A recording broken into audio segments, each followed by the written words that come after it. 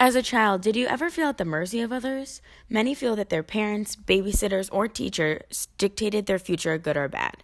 The concept of childhood agency is one most people are aware of but can't define. Initially, it is the choice given to children to become co-creators and collaborators of their own future.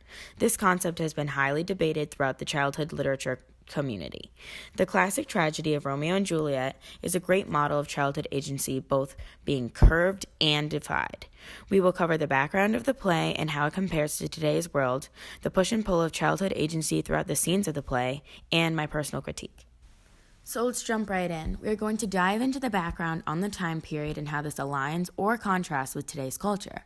This play was written by William Shakespeare in 1594. It was written as a tragedy and still has remained relevant until today. During this time period, marriages were arranged by the parents very young for strategic purposes.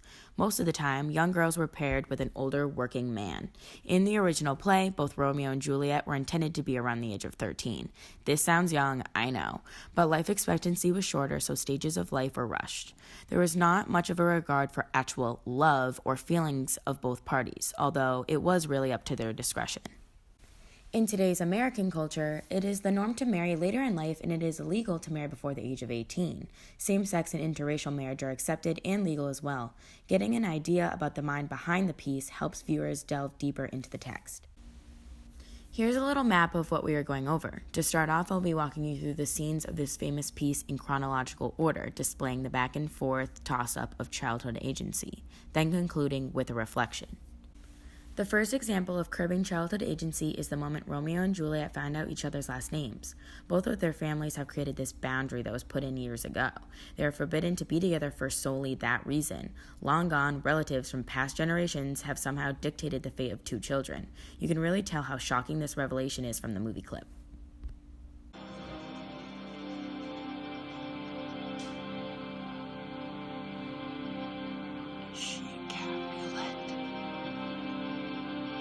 His name is Romeo, and the Montague, the only son of your great enemy.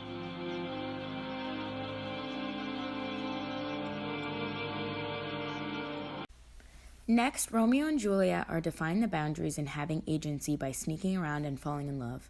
They devise and execute plans to meet up, even if they are under their parents' roof. They get married in secret, proving that children are smart and can be independent if we let them. Children have minds and deserve to be in control of their lives, and clearly, they'll do what they want, even if they aren't permitted. Childhood agency is curbed once again when Juliet's parents force her to marry an older man, Paris. Her whole future is being altered without her input or concern. She even expresses her pain to her parents and is not considered. Why do adults have the authority to disregard their child's feelings? The Atlantic states it perfectly. There are moments where it seems like old and young don't really act all that differently. Juliet's hasty marriage to Romeo, for example, isn't much more precipitous than Lord Capulet's sudden decision to marry her to Paris. They are just as immature as the children. Power distance between adults and children shouldn't be such a widely accepted norm. Robin Bernstein's top-down understanding of children's culture talks about this. One empowered group, adults, forced upon another disempowered group, children. Childhood agency is curbed when there are distinct lines of empowerment. As a response, Juliet defies this and has agency when she takes a potion that makes her die temporarily. Once again, a child is outsmarting adults and maneuvering around her chains. Instead of young people as co-producers and co-performers rather than passive recipients, as Flynn suggests, such rash decisions wouldn't have to be made. Lastly, not to spoil the ending, but Romeo and Juliet's final acts of taking their own lives is the most extreme way to show their childhood agency.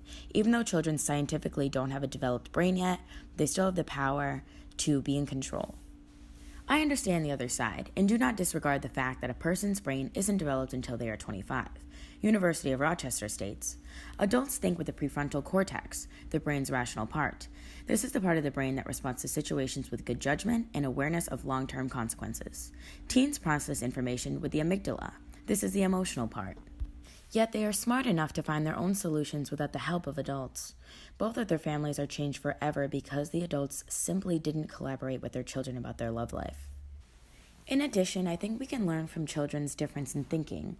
I think it is admirable that children act through emotion, and adults can certainly learn to take parts from that. With all of the problems in the world going on today caused by adults, acting with emotion and compassion could heal the world. Romeo and Juliet is a roller coaster of curbing and having childhood agency. I personally loved how children risked everything to grasp some control. It is important for adults to bridge the gap between children and adults and realize that there are things to be learned from both of them. If there is one thing mankind has learned over history, its differences are positive, not negative. Collaborating through childhood agency in literature and life is an important step into improving the world. Even though this play was written a long time ago, it can still teach us lessons about the importance of childhood agency today. Thank you everybody for watching.